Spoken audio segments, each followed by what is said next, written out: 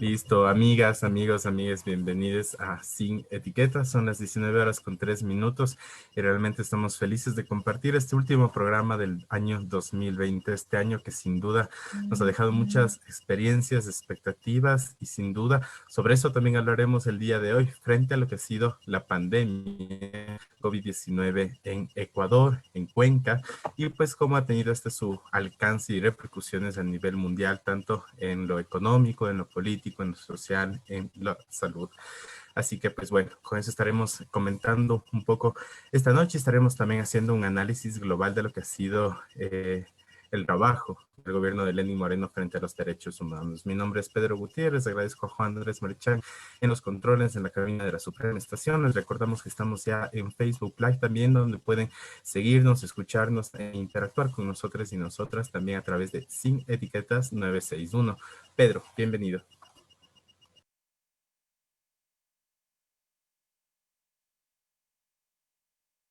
Buenas noches con todas, con todos y con todes. Esta noche de domingo 27 de diciembre, bienvenidos a este último programa del 2020 de Sin Etiquetas. Pedro Mosquera les saluda y agradece poder compartir este espacio domingo a domingo con ustedes. Esta noche tenemos preparado un programa especial, como Pedro ya nos indicó.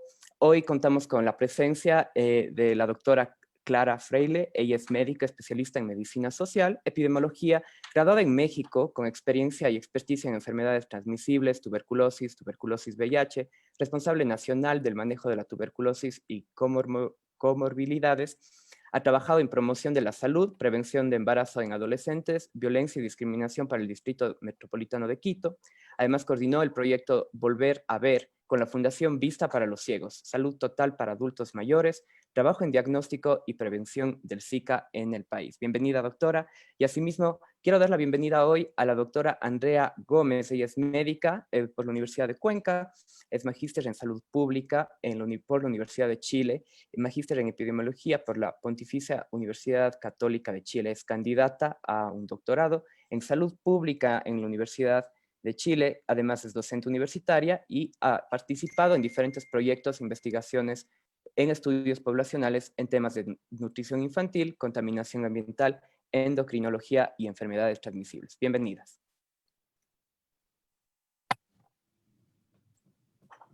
Sí, es claro. Muchísimas gracias por estar aquí. Pues este primer segmento es vital tanto no solo porque desde el 16 de marzo el Ecuador afrontó de manera formal la pandemia de la COVID-19, sino que también esto ha conllevado diferentes medidas sanitarias, económicas, políticas que se han llevado en el país. Las últimas dictadas esta semana por el presidente Lenín Moreno, en lo cual se declaró un nuevo estado de excepción debido a la nueva cepa, que ha sido también, en este caso, en el Reino Unido, dado como una alerta que ha afianzado ciertas medidas de confinamiento o medidas de distanciamiento social en diferentes partes del mundo. El Ecuador hizo lo suyo y se declaró un estado de excepción. Dicho estado de excepción también volvió a modificar la circulación vehicular por las placas entre pares e impares, así como el cierre de playas en los días 24, 25, 31 y 1 de enero, así como también la limitación de la reunión hasta máximo 10 personas. Y pues lo que hemos podido saber de la data alrededor en el Ecuador al día de hoy, han existido 209.000 casos de coronavirus confirmados, 182.000 personas recuperadas y 13.990 personas muertas. Las provincias que más han sido afectadas con esta pandemia han sido la provincia de Pichincha, de Guayas, Manabí, Azuay y El Oro como tal. A nivel mundial, el total de casos aumenta a 80.7 millones de personas recuperadas, el 45.6 millones de personas y 1.76 millones de personas muertas. Pues con esta data y con estas medidas políticas también, pues iniciamos este programa del día de hoy con dos especialistas.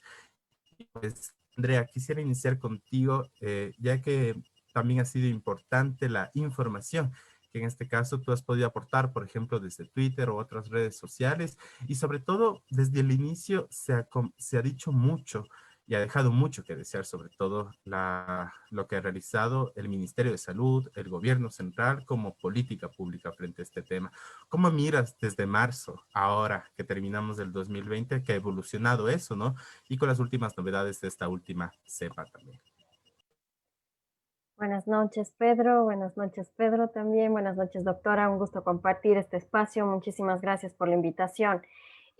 Bueno, la mirada muy resumida es que lamentablemente desde la política pública, desde el gobierno, la situación no ha cambiado en un gran porcentaje en términos de qué es lo que se hace para el control de una pandemia, ¿no? Y en primera instancia es el testeo que no ha aumentado, no ha mejorado, el costo de una PCR es muy elevado, no ha mejorado la capacidad diagnóstica, por lo tanto, no tenemos datos actualizados, un represamiento de más de 40.000 muestras sin analizar hasta el momento, el retraso en información que impide conocer qué es lo que se puede hacer a corto y peor aún a largo plazo con respecto a lo que está sucediendo en nuestro país.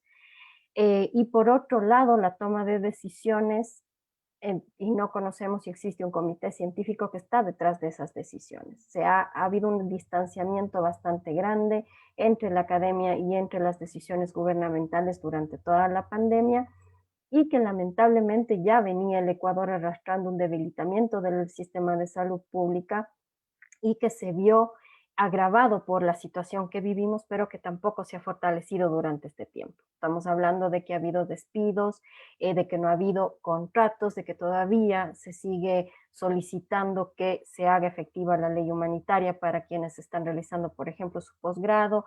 Muchos conflictos que no se han resuelto. Lamentablemente vimos muchos casos de corrupción que hasta el momento no han tenido sentencias, no conocemos qué es lo que ha sucedido. Y por otro lado, también las decisiones a cargo de la población. No ha habido una comunicación de riesgo efectiva, es decir, decirle a la población qué es lo que está sucediendo. Las decisiones, por ejemplo, que se tomaron últimamente, desde mi punto de vista, ni siquiera los datos nos mostraban un aumento de casos. Sin embargo, lo conocíamos porque ciertas autoridades nos comentaban que había más ocupación hospitalaria, por ejemplo, en Quito, en Guayaquil, pero en el resto del país no conocemos cuál es el estado epidemiológico de nuestro país. Eso no ha cambiado durante toda la pandemia, lamentablemente. Otros indicadores epidemiológicos que han mostrado que esto no ha cambiado en términos de política pública. ¿Qué ha pasado con la ciudadanía? Por una parte, toda esta comunicación, que falta esta comunicación de riesgo, también ha hecho que la ciudadanía tenga una falsa sensación de seguridad y han habido momentos específicos en donde se ha relajado más, que lamentablemente lo hemos visto con un aumento de casos, un aumento de una curva epidemiológica bastante elevada y que lamentablemente hemos tenido de lo que se conoce hasta el momento el segundo país a nivel mundial con el mayor exceso de mortalidad después de Perú.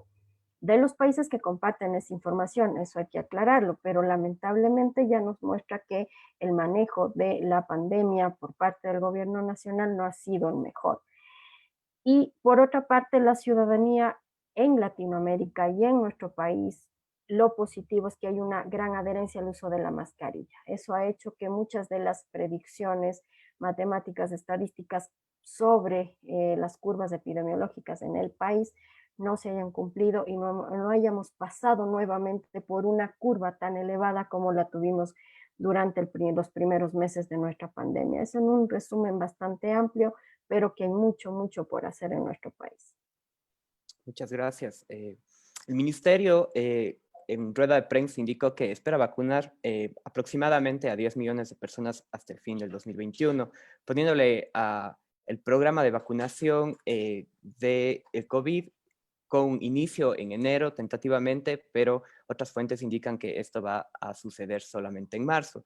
Doctora Clara, me interesaría conocer desde su perspectiva con el trabajo en otras enfermedades, ¿qué prioridades se están relegando ahora por este nuevo plan de vacunación y por el COVID en el sector salud?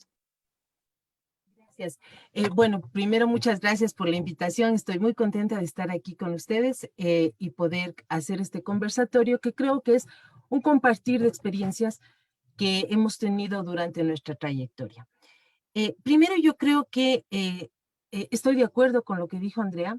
O sea, ha habido una falta de empoderamiento del liderazgo en torno al manejo del COVID. Las cifras que tenemos no estamos tan seguros de que sean las reales, por cuanto la ausencia de pruebas no nos da datos reales, tampoco datos de fallecimientos reales. Yo creo que el COVID nos agarró en curva, ¿no? O sea, a todo el mundo, o sea, todo el planeta nos agarró en curva, porque todo lo que vamos aprendiendo del COVID ha sido desde este año 2020. Hemos ido cambiando, hemos ido adoptando la experiencia de otros países, hemos ido viendo el comportamiento del virus en el organismo humano de acuerdo a la experiencia, desgraciadamente, de los pacientes contagiados. Las vacunas son la luz en el túnel. O sea, todo el mundo desea llegar a vacunarse, pero necesitamos dar prioridades, porque ahora no, o sea, recién están saliendo, hay pocos países que se están vacunando, generalmente los países con más capacidad económica, ¿no? Desgraciadamente yo creo que el cómo se maneja la promoción de las vacunas es bastante débil. O sea, el Estado debe asumir el liderazgo en torno a las vacunas. Las vacunas deben ser gratuitas y de acceso universal. Si las vacunas van a ser pagadas, realmente vamos a tener una brecha, ¿no? O sea, quien puede pagar se vacuna y quien no puede pagar no se vacuna y no vamos a tener los resultados necesarios. Es importante que prioricemos el canal de vacuna. Es importante que prioricemos a quién se va a vacunar primero. Evidentemente, las personas que están en la línea de fuego, ¿no? O sea, el personal de salud, el personal de servicios básicos, entiendo yo que el personal de policía, el personal de recolección de basura, toda la gente que da servicios y brinda servicios. Y además de esto, es importante también priorizar a los grupos vulnerables. Los grupos vulnerables que son adultos mayores, personas con inmunodepresión, personas que están en riesgo de perder su vida o de enfermar gravemente, ¿no?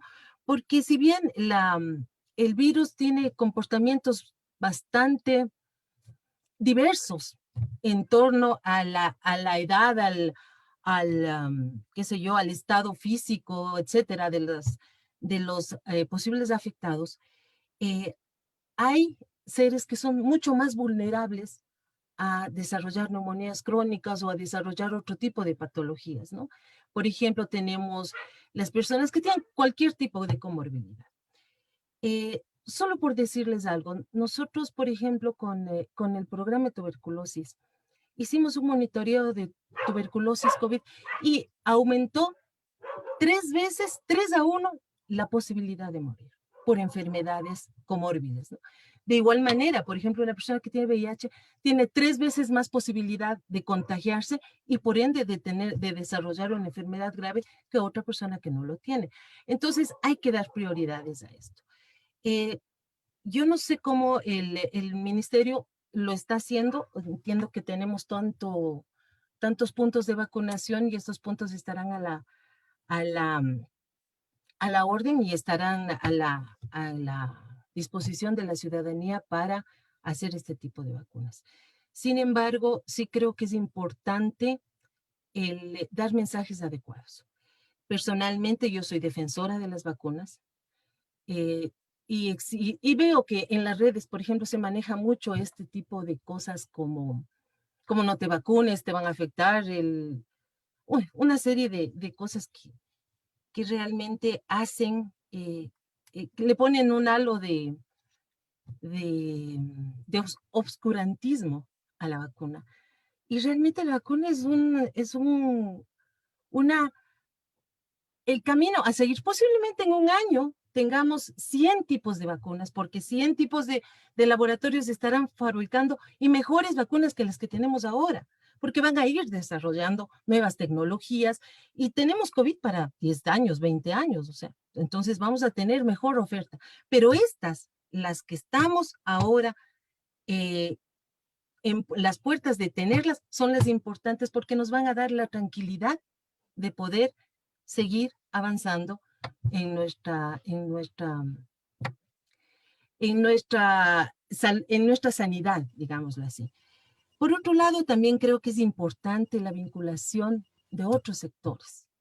O sea, es importante la promoción de la organización social en torno al empoderamiento de la enfermedad. Ahora realmente se ha distanciado la sociedad por acá, el Estado por acá. No, tenemos que ser copartícipes de poder hacer una serie de cascada de información que nos pueda empoderar como ciudadanía, empoderar como sociedad en torno a un tema de una información, de un tema tan profundo como es esta pandemia.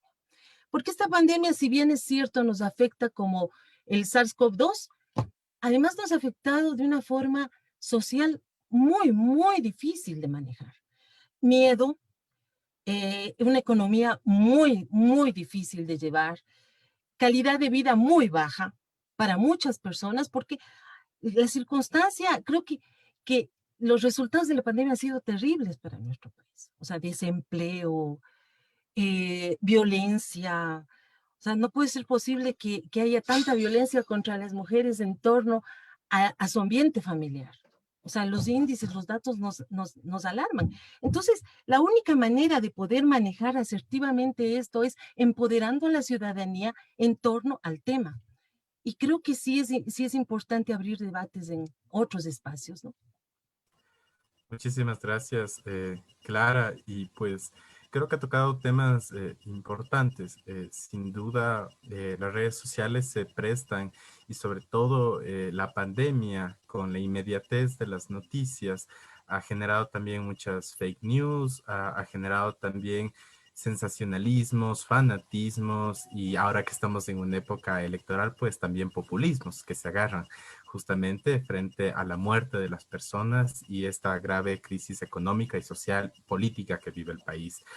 Andrea, ¿cómo miras tú el tema de la vacunación en el país también? Porque primero, digamos, el estado de excepción se da porque esta nueva cepa dice ser 7 veces más fuerte que la que conocíamos. Sin embargo, sabemos que no es que hay solo dos tipos de cepas. Entonces, tal vez cuando hablamos de cepas, ¿de qué estamos un poco hablando? Como para que la gente también nos escuche, porque ahora las nuevas medidas de restricción de movilidad, de reunión también han generado mucho miedo en la gente, ¿no? Y mucho miedo en una época en la que la gente esperaba reunirse o compartir. Sin embargo, también hasta qué punto estamos siendo conscientes del quédate en casa y también del distanciamiento social luego de casi 8 meses. Bueno, realmente concuerdo con la doctora todo lo que ha compartido y con respecto a la vacunación, realmente falta un liderazgo claro, falta una comunicación directa con la ciudadanía. Nos enteramos por rueda de prensa que solamente podía acceder la prensa específicamente, se compartió un link por Facebook, pero solo quienes estábamos como muy conectados con el tema logramos entrar y observar la rueda de prensa que también tuvieron muchos problemas técnicos. Hubo también mucha queja por parte de la prensa, fue muy complicada esa información sobre las decisiones que se iban a tomar en el país con respecto a este cambio, ¿no? Que durante varios meses no se tomó ninguna decisión por parte del COE nacional, no se tomó ninguna decisión por parte del gobierno nacional y de repente hubo un cambio de 180 grados, ¿no? Y con respecto a la vacunación fue la misma situación. Bueno, yo ahí no vi la rueda de prensa porque no fue pública, no se compartió en ningún medio y lo único que yo supe fue por notas de prensa, por tweets, lo cual, si eso hablamos de la academia, que estamos tratando de entender qué es lo que está pasando, de analizar la situación y de también comunicarnos con la ciudadanía, es más complejo para la ciudadanía también. Entonces, para el control de la pandemia es como el punto uno, comunicación con la población, involucrar a la población para el control de una pandemia. En los libros de control de pandemia es clave la comunicación con la ciudadanía. Y después, cada vez que se toman las decisiones, la comunicación directa de riesgo es indispensable. En todos los países del mundo se sigue comunicando directamente a la población cuál es la situación epidemiológica y en nuestro país desde el mes de junio no hemos tenido ese tipo de comunicación. lo cual también y lamentablemente genera esa falsa sensación de seguridad en la población, porque si el ministro de Salud no está diciendo nada en la televisión es porque todo está controlado, y lamentablemente no ha sido así en nuestro país. Los meses más graves en donde hubo más casos, en donde no hubo camas de cuidados intensivos, había gente incluso por las redes sociales solicitando ayuda, que fue julio, agosto, septiembre. Fue muy difícil para el país y en esos momentos no se tomó ninguna decisión de control de pandemia. Entonces, ¿qué es lo que está pasando ahora, no? Y realmente fue todo un shock para todos quienes estábamos pendientes de qué es lo que estaba pasando, por qué están tomando esas decisiones, y realmente porque los datos, como comentaba en mi intervención anterior, no muestran la realidad, como comentó también la doctora, y es real, porque falta mucho. Con respecto a la vacunación y a la nueva cepa, Pfizer comunicó que están haciendo los análisis y que nos darán información en 2 semanas. Lo que ha pasado con este virus es que varía, cambia. Los virus van cambiando, es parte de su naturaleza ir cambiando. Estos cambios hasta el momento han sido estables, por decirlo así, de alguna manera, que no han creado cambios muy grandes dentro del virus. Lo que ha sucedido es que estos cambios fueron más rápidos y se observó que la transmisibilidad era más rápida, pero los síntomas, la gravedad siguen siendo los mismos. Entonces, lo que ha preocupado a todas las autoridades en todo el mundo es que el problema es que si muchas personas se enferman al mismo tiempo, los sistemas de salud podrían saturarse. Y por eso es que han tomado estas decisiones de cerrar fronteras o de aumentar las restricciones de movilidad, disminuir la movilidad, etcétera. ¿Para qué? Para que haya menos circulación del virus, por lo tanto no hayan nuevos casos. Con respecto a la vacunación, debido a que esto es un cambio, es una variante, cuando los cambios son muy drásticos en el virus, ahí se crean nuevas cepas. En este caso se está hablando únicamente de una variante. Entonces es probable que la vacuna de Pfizer siga funcionando con esta variante. Eso es lo que se espera, pero están haciendo ahora los análisis. Yo creo que en una semana y media tendremos ya resultados sobre esto. Y esperamos al menos en términos teóricos que sea así, que efectivamente la vacuna que se está produciendo ahora tenga un efecto en esta variante. Si bien lo que indica Andrea es muy, muy cierto, ¿no? El virus como tal va a seguir mutando, va a seguir cambiando. Doctora Clara, me interesaría conocer cómo podemos prepararnos para prepararnos en medida de lo posible ante estas como que mutaciones o circunstancias que van saliendo con respecto al virus, o es un aprendizaje que se va dando ahí en el camino. Bueno, o sea, yo creo que, bueno, Reino Unido es, digamos, como que el ojo de todo lo que estudia el genoma, ¿no? O sea, ahí hay los más altos y más desarrollados laboratorios de Europa. Entonces, como que el 90% se está centrando en todo lo que son estudios actuales de ARN y ADN y estudios virales y de prevención de vacunas. Entonces, realmente son ellos los que lideran y es por eso que descubren las cosas mucho más rápido que otros sectores. Sin embargo, los virus mutan, o sea, los virus cambian, su secuencia va cambiando y nosotros tenemos que ir como especie adaptándonos a los nuevos cambios. ¿Qué es lo que pasa? Por ejemplo, si nosotros nos acordamos, bueno, ustedes no se van a acordar porque son muy jóvenes, pero en la historia de las vacunas nos hablan que en el año 56 salió la vacuna contra la polio. La vacuna contra la polio se ha venido poniendo durante, ya son, ¿qué? Son 70 años y al fin hemos logrado erradicar la polio. Tenemos y miles de epidemias que hemos pasado. O sea, por ejemplo, las más graves que nosotros hemos vivido, y ustedes tal vez eran muy chiquitos y se acordarán, son la del SARS, la del MERS y del COVID, ¿no? Entonces, por ejemplo, en el 2003 murieron 200,000 personas en China por el SARS y comenzaron ya a trabajar en torno a vacunas y en torno a control. Lo controlaron prácticamente a los 6 u 8 años. Y lo mismo el MERS en el 2012. Y se ha ido controlando, pero la gente nos hemos ido adaptando. Lo que pasa es que nunca hemos tenido un virus tan altamente contagioso y que ha llegado prácticamente a nivel mundial. Yo quisiera nombrar a Nueva Zelanda. Nueva Zelanda es el único país en el mundo que tiene, creo que ahora tienen un caso de COVID-19 y lograron controlar en todo este 2020 a fuerza, primero de cerrar fronteras, hacer control epidemiológico de cada uno de los casos, hacer cercos epidemiológicos, comenzar a hacer testeo en todos los contactos y ahora prácticamente no tienen ya casos de COVID-19. Tienen restricciones todavía para que no entren nuevos casos, pero la economía está resurgiendo, el sistema de salud se está componiendo, porque este sistema de salud que nosotros hemos tenido a nivel mundial, o sea, cierto que el del Ecuador estuvo con muchas deficiencias, pero a nivel mundial nos cayó de golpe tanta gente que, por ejemplo, grandes amigos míos en España decían, o sea, ni siquiera el sistema español, que era un sistema español que todo el mundo lo tenía en la mira, podía aguantar la cantidad de pacientes que le llegaban. El sistema italiano, ustedes habrán visto cómo colapsó el sistema italiano. Y además, la ignorancia del comportamiento del virus nos dio un año a todo el mundo con un sistema de salud que no estaba preparado para este tipo de pandemias. La OMS no dio resultado.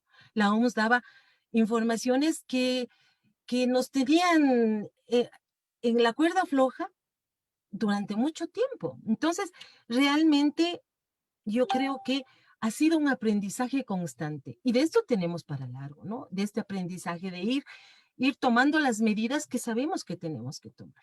O sea, la vacunación es una de ellas, el uso de la mascarilla, el lavado de manos, el distanciamiento social y el no bajar la guardia.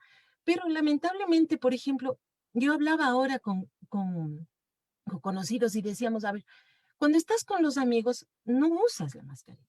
Y es lógico, o sea, no usas en tu entorno social, no solo familiar, sino íntimo, ¿no? Entonces hay una serie de cosas que tenemos que tener, restricciones, tenemos que aprender a vivir con eso por lo menos hasta que controlemos estos virus, porque irán cambiando, yo creo que no van a ir cambiando en esencia, ¿no? Tal vez uno que otro comportamiento, pero no creo que sea más. Porque, por ejemplo, en Wuhan se hablaba de que cuando fue la epidemia habían dos tipos de cepas diferentes, la L y la S, la L más agresiva y la S menos agresiva. Y al final se trató a las dos, ¿no? Entonces, la cepa esta de Reino Unido nos habla que es 70 veces más rápida en transmisión, pero no más agresiva. Entonces, estamos jugando con este tipo de cambio de virulencia de las cepas. Algo que ya se ha mencionado aquí es la desconfianza de la data.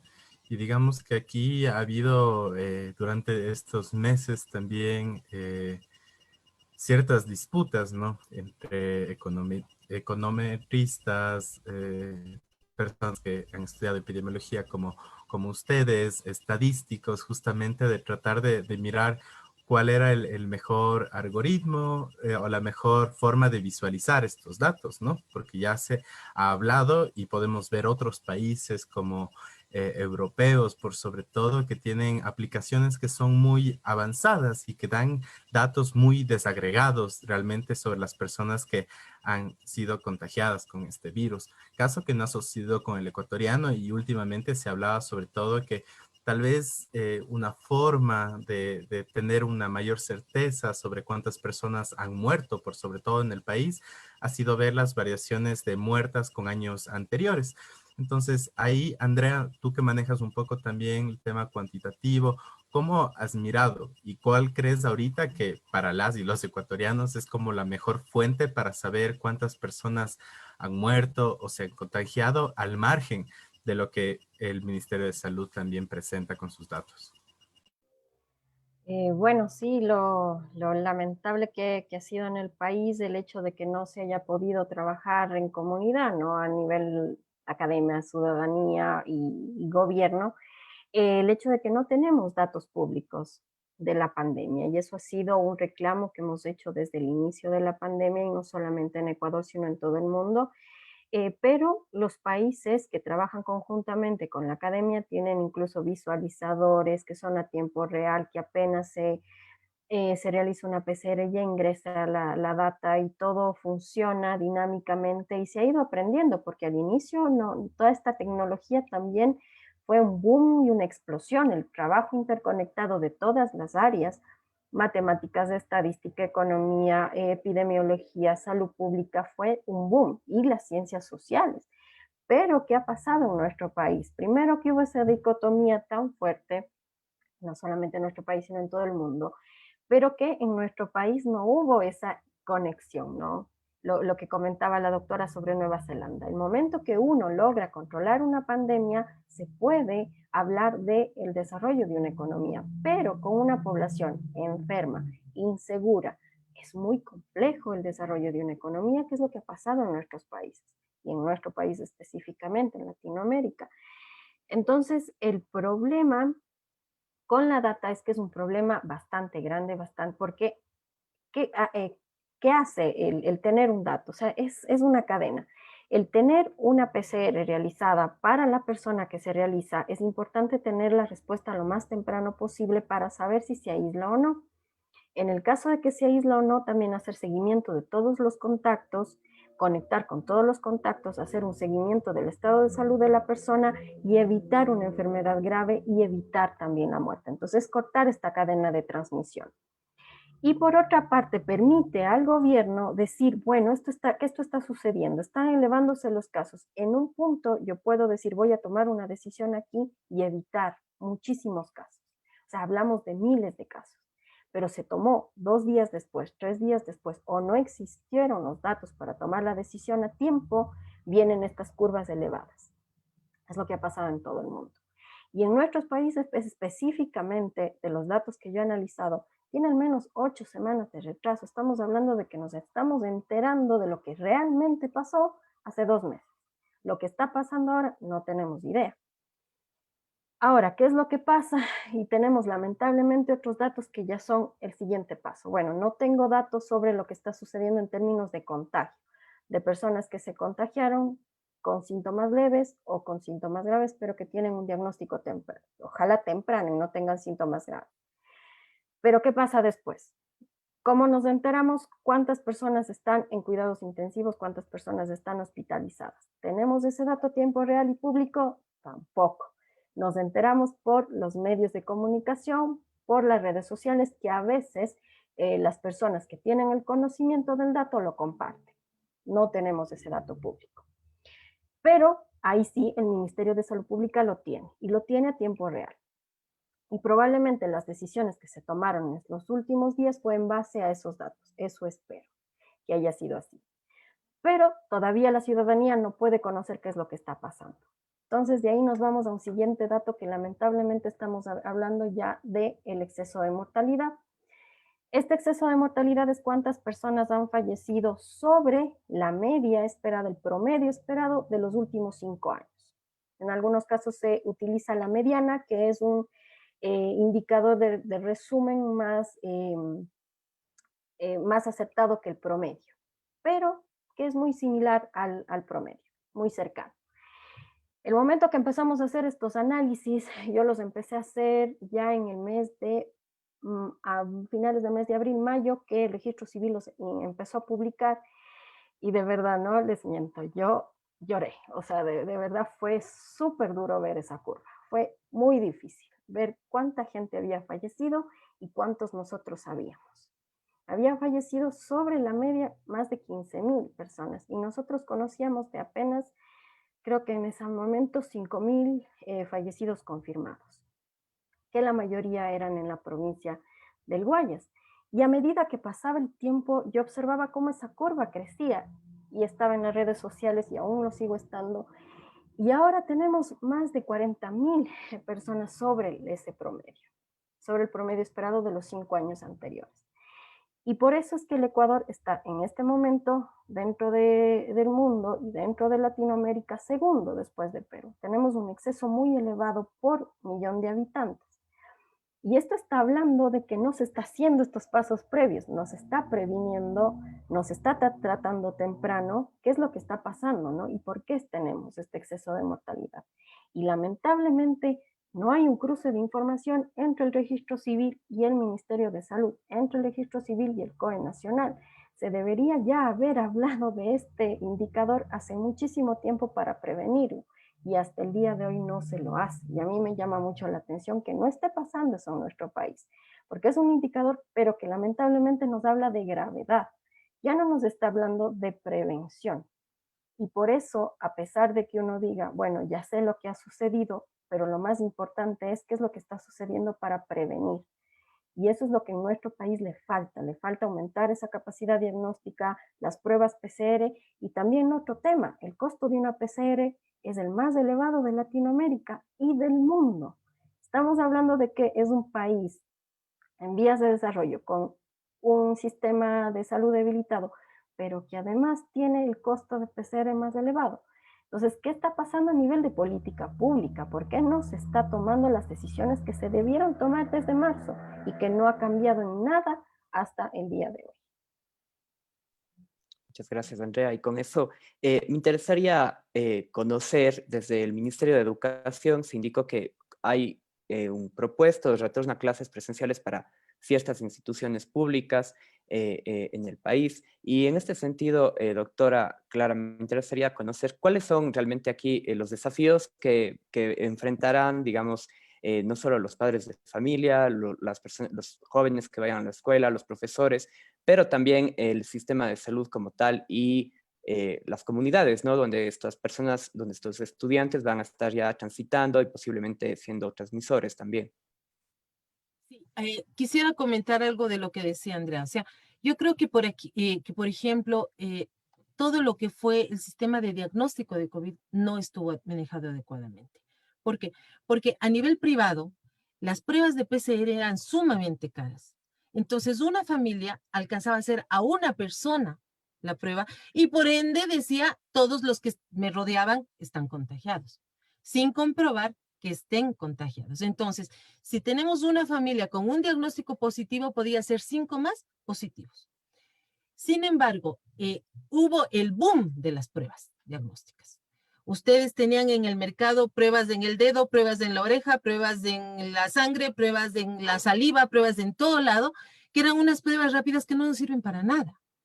Y que la gente pagaba 10, 20, 30, 40 dólares porque eran mucho más baratas que el PCR y el hisopado nasal, que era el que debía ser gratuito y debería estar ofertado y regularizado.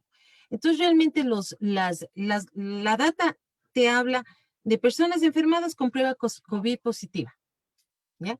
Entonces, todos los que no se hicieron las pruebas no están dentro de la data. Y los fallecimientos son para esas personas con prueba COVID positiva. Es decir, que las personas que fallecieron por otras causas que puedan haber estado relacionadas, tales así como la coagulación intravascular diseminada, que había mucha gente que ustedes recordarán caía en la calle con síncopes, con accidentes cerebrovasculares, etcétera, era post-COVID y realmente no se les contabilizaba como tales.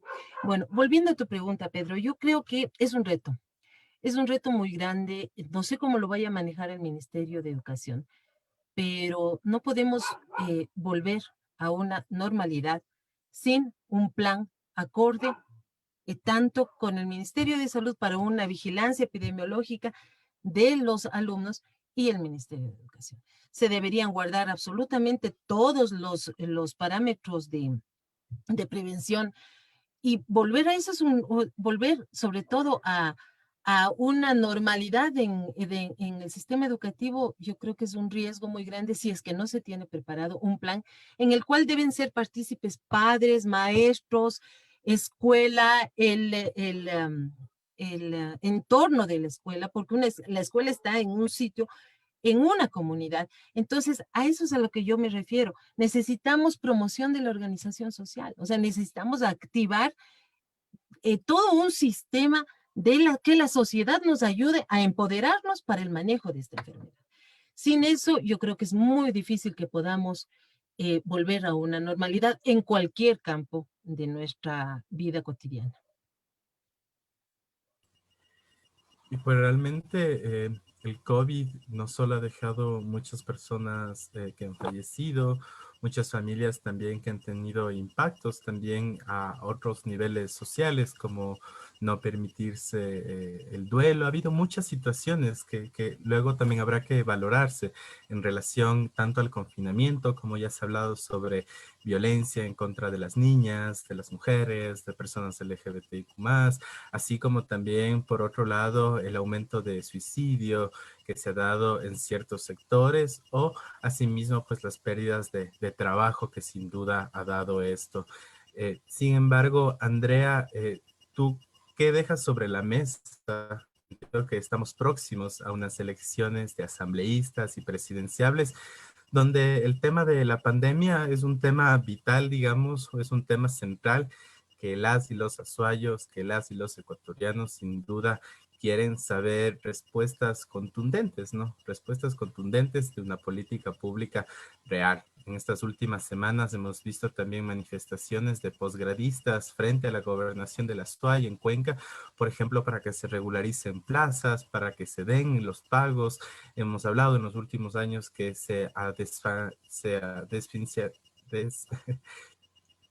ay, se me fue, pero se ha quitado el presupuesto básicamente, pues también al sector salud. ¿Qué les dices a esos candidatos y candidatas que ahora dicen ser la salvación o que en su momento regalaban respiradores y por ende eran más populares también? Sí, bueno, realmente el hablar de salud pública no es hablar solamente de respiradores o de pruebas, sino de un plan que incluya tanto a la ciudadanía, que incluya a la academia, que incluya al gobierno, obviamente, y sobre todo el analizar la situación en la que estamos. No podemos seguir evadiendo que tenemos un sistema de salud debilitado, hablando de una clasificación que hizo justamente la OMS antes, cuando inició la pandemia. Ecuador se encontraba en un nivel 3. Tenemos un nivel desde un nivel 1, sistemas que no estaban preparados ni en lo mínimo para enfrentar esta pandemia, y un nivel 5, aquellos sistemas que estaban totalmente preparados, sistemas fuertes, y nosotros en un nivel 3. Eso no ha cambiado hasta el momento. Entonces hablamos de que no se ha fortalecido el sistema de salud pública, y no se ha fortalecido únicamente durante la pandemia, sino antes. Estamos hablando de que no ha existido una política pública que incluya a todos los sectores, que hayan acuerdos a nivel nacional. Se ha perdido la participación de los colegios de médicos, de enfermeras, de todos quienes son parte del sistema de salud, porque desorganizados lamentablemente no podemos tomar decisiones y también ser partícipes. Es importante la organización. También, lamentablemente, los partidos políticos están totalmente debilitados por esta falta también de participación ciudadana y de incluir a la ciudadanía. Entonces, obviamente, dentro de los proyectos hasta el momento no han tomado en cuenta el tema de la pandemia, que es muy clave, que es importante y que es indispensable. ¿Cuáles son sus proyectos? ¿Qué es lo que van a hacer? ¿No? Y también hablar de un fortalecer la salud pública. Ya sabemos que sin salud pública no podemos salir adelante ningún país en el mundo.